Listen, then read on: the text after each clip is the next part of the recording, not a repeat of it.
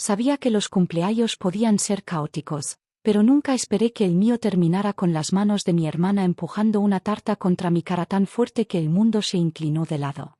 Recuerdo el borrón de crema, el escozor de la sangre mezclándose con ella, y la risa de Lucía, brillante, afilada, deliberada, mientras caía al suelo. La gente se acercó solo para encogerse de hombros. Era solo una broma. Mientras mi visión palpitaba en azul y blanco, intenté creerles. Intenté ponerme de pie. Pero a la mañana siguiente en urgencias, el médico se quedó helado ante mi radiografía y me hizo una pregunta que ninguna hermana debería provocar jamás. Crecí aprendiendo a tragarme las cosas.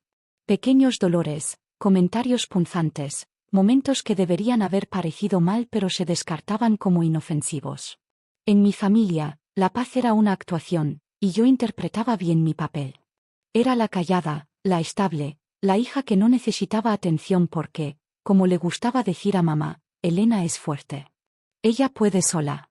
Lo que quería decir era más simple. Lucía necesitaba el protagonismo más. Lucía nació 18 meses después de mí, pero cualquiera diría que era la primogénita, la favorita, el sol alrededor del cual todos debíamos girar. Tenía esa presencia, ruidosa, dramática, magnética.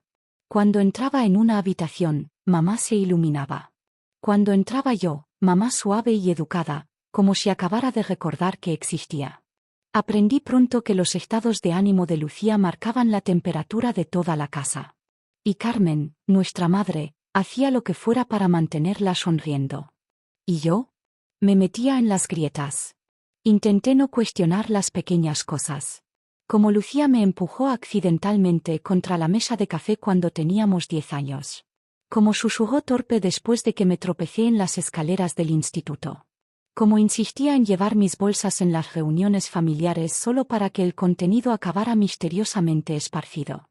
Mamá siempre reaccionaba igual. Elena. No seas dramática. Tu hermana te quiere. Así que dejé de pedir ayuda. Me centré en el trabajo, construí una vida en mi pequeño piso en Madrid, mantuve la distancia cuando podía. Pero Lucía tenía talento para encontrar formas de quedarse en el centro de mi órbita. Pequeños comentarios, pequeñas pullas, momentos que convertía en bromas. Todos reían menos yo. Y cada vez que intentaba defenderme, oía la misma frase.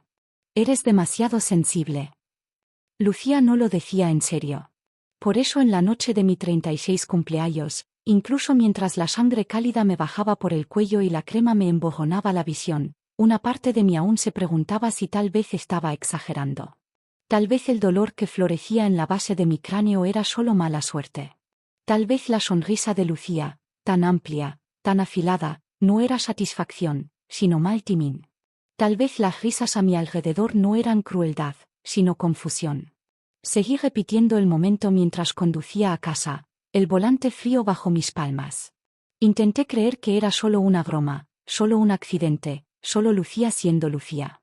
Pero tumbada despierta esa noche, con la cabeza latiendo, algo se sentía diferente. Un instinto profundo en el pecho, susurrando que esta vez algo estaba muy, muy mal. Y a la mañana siguiente, cuando llegué tambaleándome a urgencias, aprendería que ese instinto no era exageración. Era la memoria intentando salir a la superficie. Por la mañana, el dolor de cabeza se había agudizado en algo feroz. Cada latido un martillo contra la parte trasera de mi cráneo. La luz brillante hacía que mi visión se duplicara, y una oleada de náuseas me recorrió en cuanto intenté incorporarme. Me dije que estaba bien, que solo necesitaba agua y descanso, pero mi propio cuerpo discrepaba. Cuando toqué el punto sensible detrás de la oreja, mis dedos volvieron pegajosos con sangre seca. Ese fue el momento en que el miedo se coló. Me vestí despacio, agarrándome a la pared cuando la habitación se balanceaba. Conducir hasta urgencias parecía imprudente, pero llamar a alguien parecía peor. Ya oía la voz de mamá. No necesitas médico. Te salen moratones con nada. Deja de montar un espectáculo. Y Lucía se reiría, un sonido ligero, desdeñoso que siempre me hacía sentir más pequeña de lo que ya me sentía. Así que fui sola. Las urgencias de Madrid estaban llenas, pero cuando la enfermera me vio retroceder ante las luces del techo, me guió a una sala de exploración sin dudar. Contesté sus preguntas. ¿Cuándo ocurrió la lesión? ¿Cómo ocurrió? ¿Hubo pérdida de conciencia? Cada respuesta parecía extrañamente pesada. Decir en voz alta que mi hermana me había empujado una tarta contra la cara no debería haber sonado como una emergencia médica. Y sin embargo, aquí estaba, temblando bajo la bata de papel. El doctor García entró con un golpe suave, su expresión calmada pero atenta. Me pidió que siguiera su dedo, que apretara sus manos, que tocara mi nariz, que sonriera. Hice lo que pude, aunque la habitación seguía inclinándose como si quisiera recordarme. La gravedad no estaba de mi lado. Vamos a hacer unas pruebas, dijo suavemente, por si acaso. ¿Por si acaso? Me pregunté cuando había dejado de sentir que esa palabra se aplicaba a mi familia. La sala de imagenología zumbaba con maquinaria fría. Tumbada allí mirando el techo, seguía repitiendo la cara de Lucía, su sonrisa, como sus ojos centelleaban con algo afilado, algo triunfal. Durante años, había explicado esa expresión, la había malinterpretado, la había excusado. Pero ahora, con el cráneo latiendo y el mundo girando, las excusas de repente parecían frágiles. Cuando el doctor García volvió, ya no estaba calmado. Acercó un taburete y giró el monitor para que yo viera. Elena, empezó, voz baja. Tienes una fisura. No es grave, pero es real. Y no fue solo de ayer. Mi estómago se hundió. ¿Qué quiere decir? Hizo clic en otra imagen. Esto de aquí, una costilla del lado izquierdo, muestra signos de una fractura antigua. Según la cicatrización, ocurrió hace unos 3 años. Hace 3 años, la caída por las escaleras. Lucía detrás de mí. Sus brazos alrededor después susurrando, eres tan dramática. Solo resbalaste. Sentí los bordes de la camilla clavándose en mis palmas mientras mi respiración se afinaba. El doctor García me observó con cuidado como intentando decidir cuánta verdad podía soportar. Luego exhaló, tomó el teléfono de la pared y dijo las palabras que cambiaron todo mi mundo. Tengo que denunciarlo. Es obligatorio. Obligatorio, como en serio, como en no una broma, como en no mi imaginación. Cuando colgó, sus ojos se encontraron con los míos con tranquila certeza. Elena, alguien te hizo esto. Durante un largo momento, no pude hablar.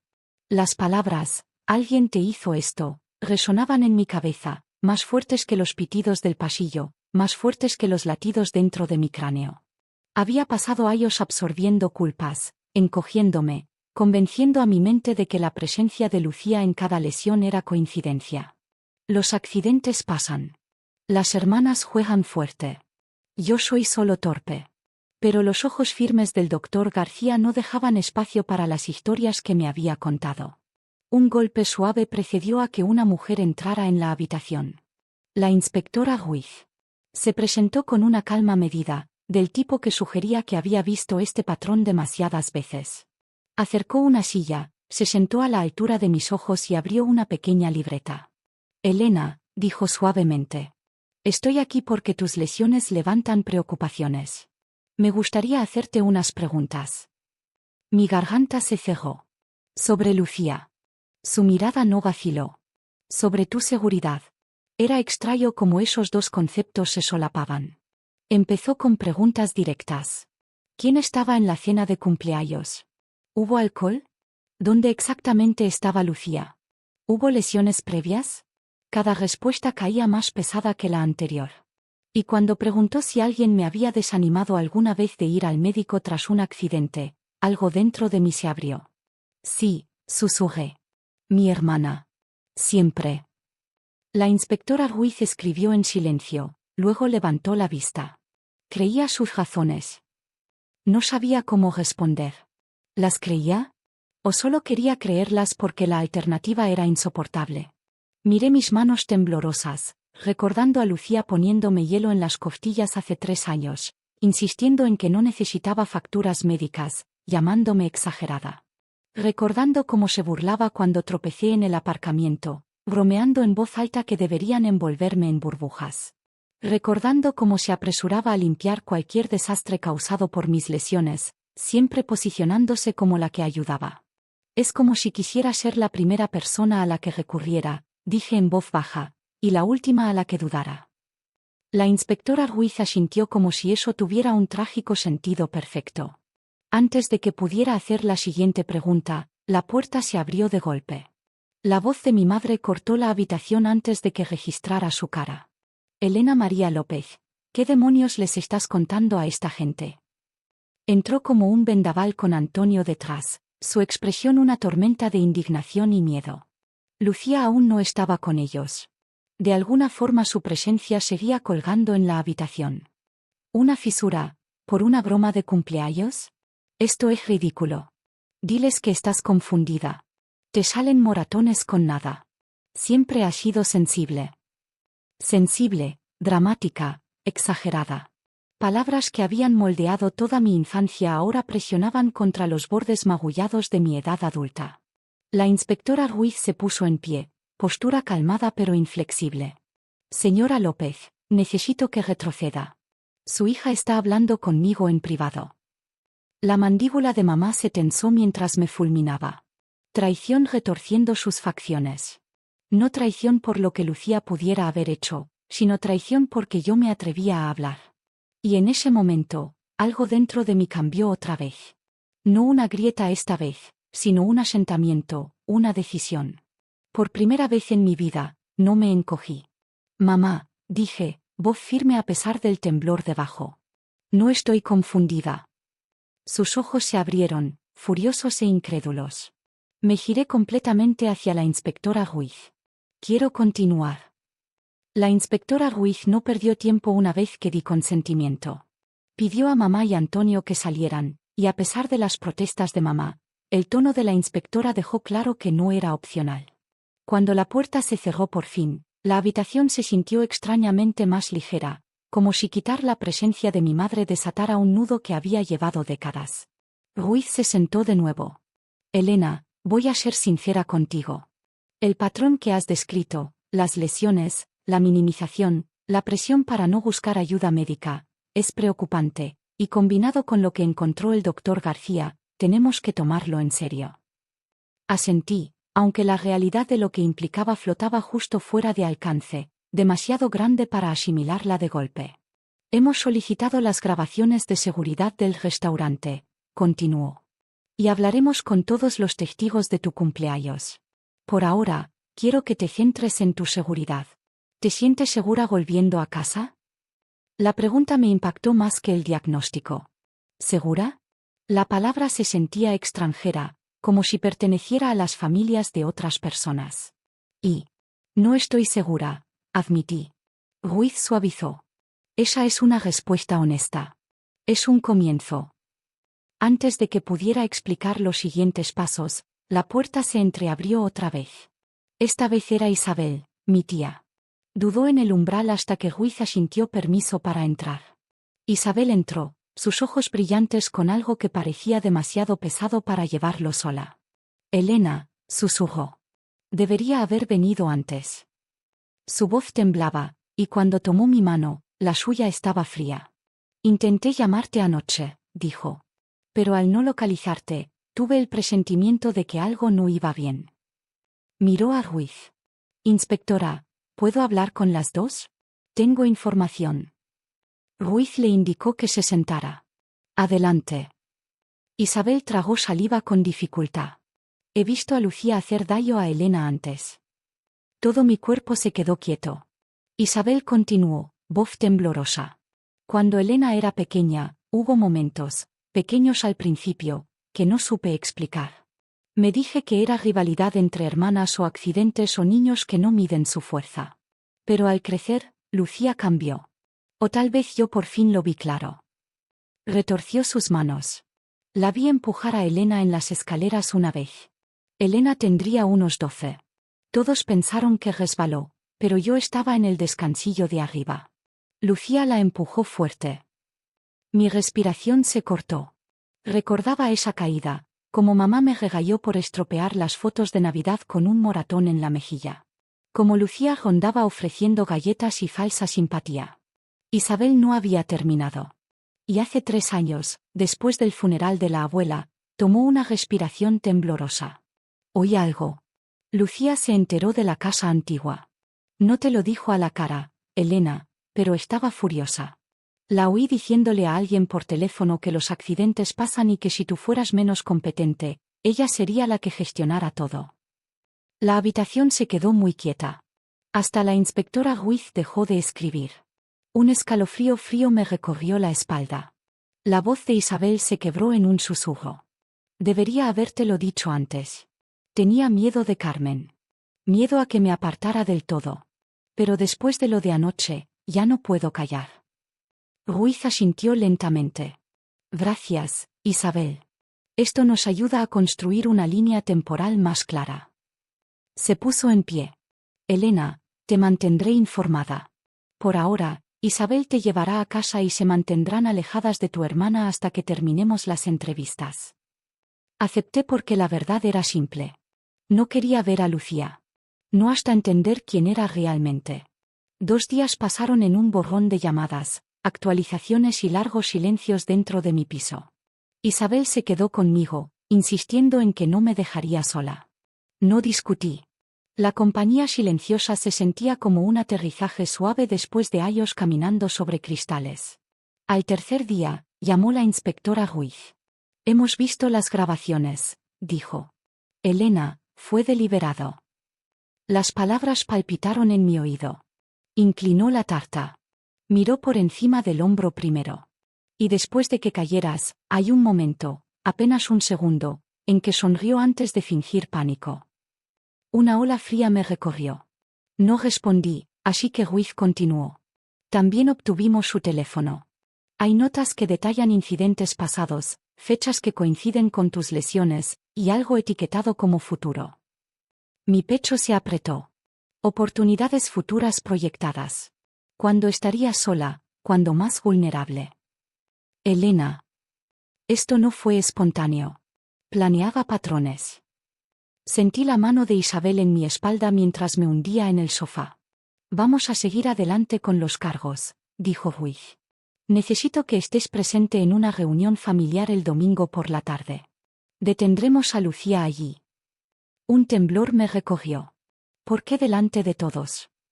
Porque esta vez, dijo Ruiz, toda la familia necesita ver la verdad. El domingo llegó demasiado rápido. Isabel me llevó en coche a casa de mamá, la misma casa que había albergado décadas de silencios y recuerdos reescritos. Cuando entré, Lucía ya estaba allí, riendo, charlando, brillando con la facilidad de quien cree haber ganado. Me vio y sonrió con sorna. Oh, mira quién por fin se ha curado. Mamá murmuró desaprobando. Elena, no empieces nada. Empezar algo. Como si alguna vez hubiera sido yo la que lo hacía. Antes de que pudiera responder, unos golpes resonaron en el comedor. La inspectora Ruiz entró con 2 agentes. Lucía López, dijo, voz clara. Quedas detenida. La habitación estalló. Mamá gritó, esto es absurdo. Antonio retrocedió, pálido. Isabel se mantuvo rígida a mi lado. Pero Lucía, su transformación fue instantánea. La fachada agradable se drenó, sustituida por algo afilado y salvaje. Estás de broma, dijo Lucía, riendo demasiado alto. ¿Por qué? Por una broma de cumpleaños. Ruiz no se inmutó. Por agresión y por pruebas halladas en tu posesión que indican intención de causar daño futuro. Los ojos de Lucía se dirigieron a mí, entrecerrándose. Piensas que eres tan perfecta, Elena. Piensas que te mereces esa casa. Piensas que la abuela te quería más. Solo te tenía lástima. Mamá jadeó. Lucía. Lucía siguió, deshilachándose en tiempo real. He limpiado tras ella toda mi vida. Siempre fue patética, siempre frágil, y todos actuaban como si yo debiera sentirme culpable por ser más fuerte. Ruiz interrumpió. Basta. Pero Lucía se abalanzó, señalándome con rabia temblorosa. Arruinaste todo el día que naciste. Y ahí estaba, la verdad que había escondido bajo 20 años de sonrisas. El agente intervino, esposando sus muñecas mientras ella se debatía. Mamá, diles. Diles que Elena exagera. Diles. Pero Carmen no se movía. Su cara se había vuelto blanca como un fantasma, ojos abiertos con un horror naciente que nunca le había visto. Tal vez por primera vez, por fin entendió al monstruo que había protegido. La voz de Lucía se quebró en un grito mientras la sacaban de la casa. Y yo me quedé allí, corazón latiendo, dándome cuenta de que el mundo había cambiado otra vez, esta vez a mi favor. Las consecuencias se desplegaron en silencio, casi con suavidad, como si el mundo intentara darme una ternura que nunca me habían permitido antes. En pocas semanas, Lucía aceptó un acuerdo, libertad vigilada, terapia obligatoria y una orden a largo plazo que le prohibía acercarse a mí. No fue dramático, pero fue justicia, firme, innegable. Mamá apenas habló durante las vistas. Cuando se leyeron las pruebas en voz alta, las grabaciones, las notas, las lesiones antiguas, algo en ella pareció colapsar hacia adentro. Una tarde, me llamó para decirme que había empezado terapia. No por Lucía, por ella. Por los años que pasó negando lo que no quería ver. No sabía qué decir, así que dije lo único honesto. Espero que te ayude. La casa antigua se convirtió en mi refugio tranquilo. Restaurarla se sintió como restaurarme a mí misma, habitación por habitación, recuerdo por recuerdo. Y cuando abrí las puertas como primer espacio de reuniones del Centro Abuela, un centro de recursos para personas que intentan desenredar heridas causadas por la familia, sentí algo que nunca había sentido al crecer, segura, vista, libre. Algunos dicen que la lealtad familiar significa soportar cualquier cosa. Pero he aprendido que la lealtad real, el amor real, no exige silencio ante el daño. Protege. Cura.